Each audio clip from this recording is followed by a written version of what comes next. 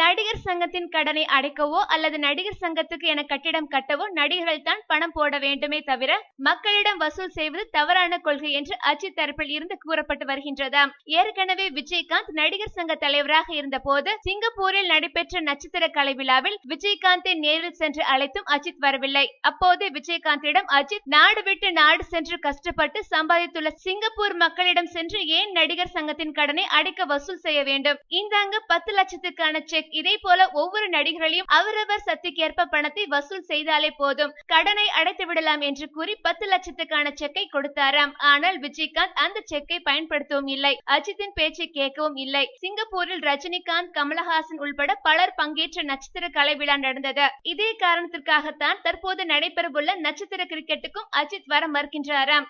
நடிகர் சங்க கட்டிடம் கட்ட எவ்வளவு வேண்டுமானாலும் பணம் தருவதாகவும், ஆனால் பொதுமக்களின் பணத்தை பெற நினைக்கும் இது போன்ற நிகழ்ச்சிகளுக்கு கண்டிப்பாக வரமாட்டேன் என்று அஜித் தரப்பில் இருந்து கூறப்படுகின்றதாம்.